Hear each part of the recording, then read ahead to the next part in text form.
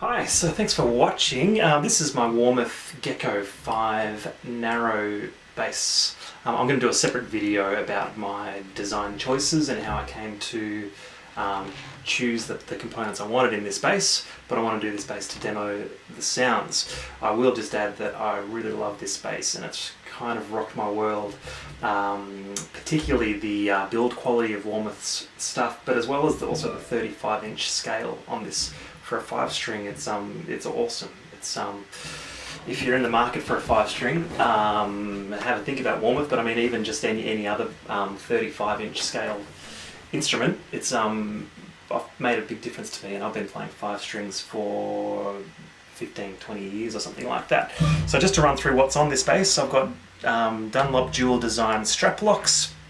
It's a Takeuchi bridge, Bartolini dual Music Man humbuckers, Bartolini NTMB preamp, volume blend, stacked bass and treble, mid with a push-pull frequency switch. The volume also push-pulls for passive mode. I've got a switch for each pickup. The way both the switches function the same, but the down position is the rear coil, middle position is running humbucker in serial mode, up position is the neck side coil. Between these two pickup switches and with the blend knob, you know, I've actually got 4 coils at my disposal here, and I can actually run those 4 coils in around about 14 different combinations, some of which I'll show you today. Body is made of black korina with a tobacco burst finish done by Warmoth. Absolutely beautiful. Very, very happy with the grains, with the finish. The body is quite lightweight as well. 24 frets, 6105 gauge fret wire. It's a wenge neck with, I think, purple heart stripes. Ziricote fingerboard, Goto GB7 tuners, black Korean nut. I think that's everything. So, like I said at the beginning, I'm really happy with this bass. It feels great, it sounds great. It wasn't cheap to put together, but I mean, the end result sounds like a bass that's worth at least 3 times as much. I'd put this on par with Sadowski instruments, basically. So, very happy. Let's have a listen.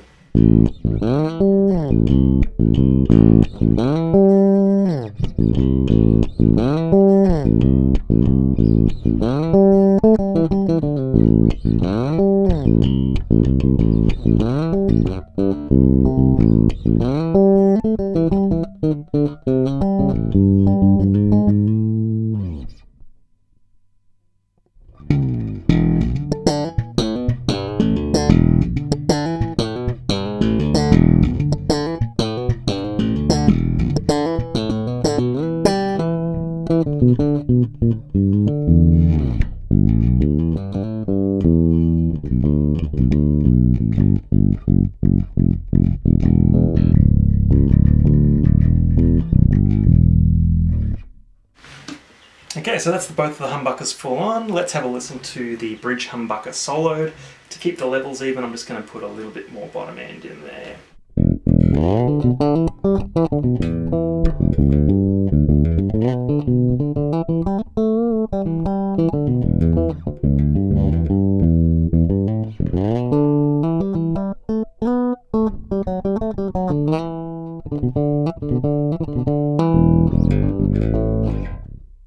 Let's have a listen to the neck humbucker.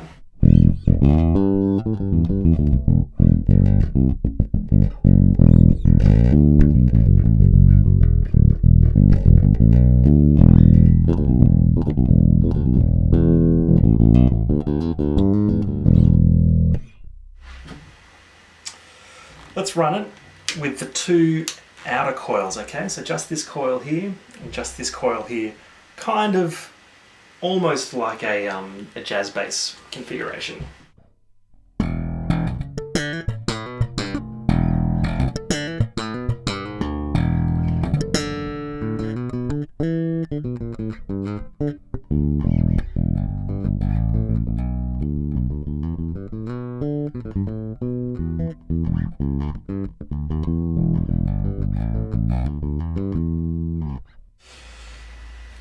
let's run it now with the two inner coils. This is almost like a Music Man Stingray, because if you had a Stingray, that's about where the humbucker would reside.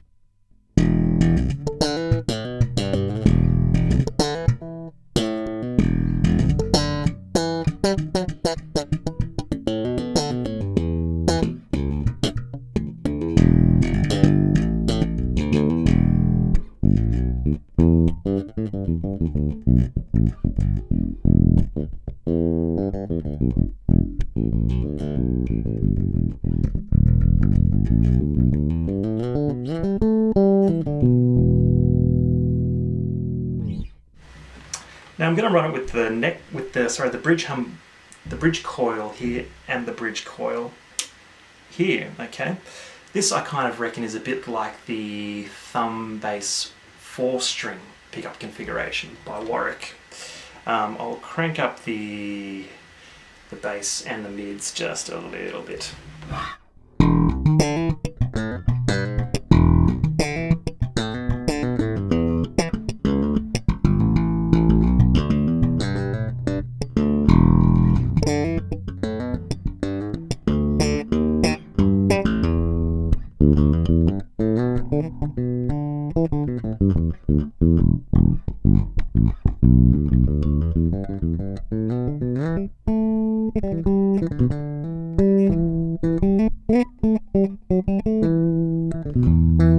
Now I'll roll it towards the neck pickup and we'll just use the neck side coil, okay, as far forward as we can go. If you're interested in like a precision bass kind of sound, I guess this is about as close as this will get, but honestly I didn't build this to try and make it sound like a precision bass, but let's have a listen.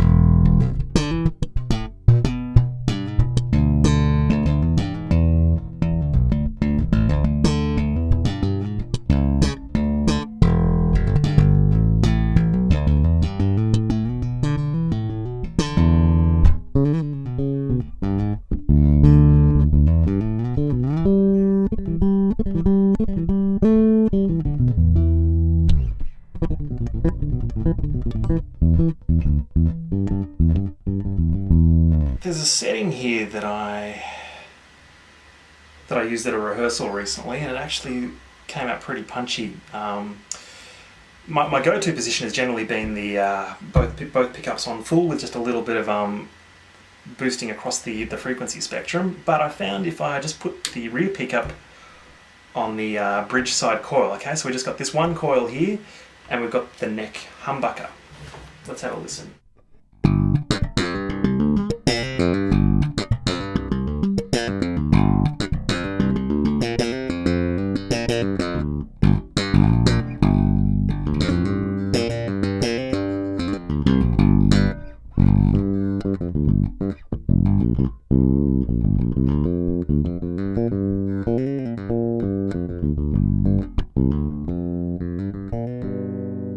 So there you have it.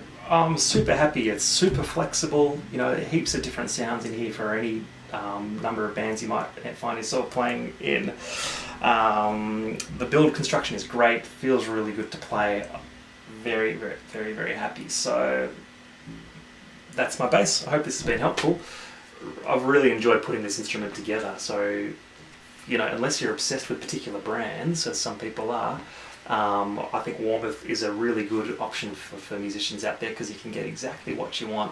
It's a one-of-a-kind instrument. It's, you know, to your own exact specifications. So give it a go. It doesn't actually cost as much. You know, you really get much more value for money doing it that way than you do by buying a off-the-shelf brand name bass. The only trade-off is you don't always get the resale down the track, but I wouldn't recommend buying a new instrument if you're worried about resale. You know, you should get something that's secondhand, cheap as.